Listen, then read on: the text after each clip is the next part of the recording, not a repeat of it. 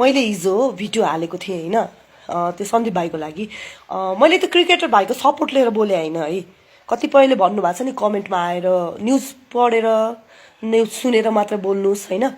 अनि के अरे ऊ घुम्दा घुम्दै रात पर्यो रे, रात पर्यो, घुम्दा घुम्दै रात पर्यो रे। ल रात पर्यो भनेर होटेलमा गएर बस्ने त, घर छैन उसको, मेरो घर पुर्याइदेऊ भनेर सक्दैन थियो उसले, घर पुर्याउन सक्दैन थियो के जबरजस्ती उसलाई होटेलभित्र घिस्याउँदै लगेको हो। होटेलभित्र गइसकेपछि पनि त्यहाँ बच्ने उपाय छ, के उपाय छ? 18 वर्षको बच्चाले यो बुझ्छ के? होटेलमा गएर म बस्नु हुँदैन, म घर जानुपर्छ, यदि मलाई घर नलगिदिने हो भने म कराउँछु चिच्याउँछु भन्नुपर्छ नि। उसले अहिले बलात्कार भयो भन्न चाहिँ सक्ने, त्यति बेला चाहिँ उसले होटेलमा पनि भन्नुपर्छ नि 2टा रुम दिनुस्।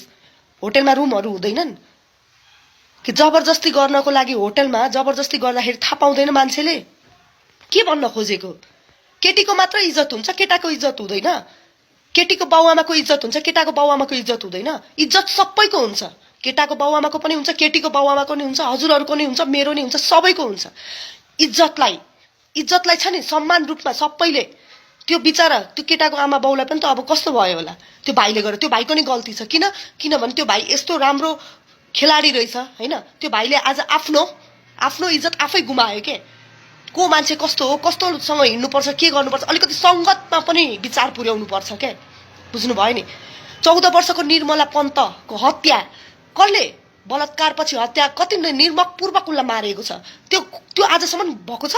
फेला परेर यसरी सजाय, यसरी पल्सालाई थुने जसरी, यसरी सन्दीपलाई आज आरोप आए जसरी आयो, कसैमाथि आरोप? कसैमाथि नै आरोप आएको छैन नि।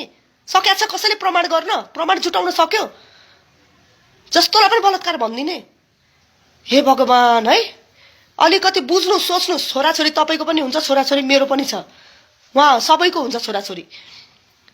अहिले कतिपय केटी मान्छेहरू आफ्नो बुढा छोडेर अर्काको बुढासँग जाने, अर्काको बुढाले अर्काको बुढी लिएर हिँड्ने दुनियाँ गरिरहेछन्, तर मन मिलेर गरिरहेछन् नि। भोलि यिनीहरूले भोलि नफसाओस्, यस्तो हुन्छ नि, यस्तो फसाउने। त्यही भएर आफ्नो घरमा बुढीसँग सन्तुष्ट भएर बस्नुहोस् क्या, बाहिर खोज्दै नहिँड्नुहोस्, भोलि तपाईँहरू पनि फस्नुहुन्छ। धेरै केसहरू छन् क्या यहाँ। 18 महिनाको बच्चालाई बलात्कार गर्यो, 18 महिनाको बच्चा, त्यस्तोलाई बलात्कार भन्छ। निर्मला पन्तको बलात्कारलाई बलात्कार भन्छ। तर 18 वर्षको बच्चाले होइन, बुझ्नुपर्छ क्या, यहाँ होटेल हो, म घर जानुपर्छ। बुझ्न सक्दैन, घुम्न सक्ने, दुनियाँ गर्न सक्छ, म घर जान्छु भन्न रुन सक्दैन। बच्चा हो नि त, ऊ नाबालक हो नि त, रुनुपर्छ नि त। उसले गएर बस्दिने त जहाँ पनि, जे पनि गर्ने, जे पनि बोल्न पाइन्छ, जे पनि गर्न पाइन्छ। इज्जत सबैको हुन्छ। केटा मान्छे पनि कति बलात्कार भइरहेका छन्, बुझिया छन्? त्यो त लाजले उसले भन्दैनन् मान्छेले। कतिले ब्ल्याकमेल गरिरहेछन्,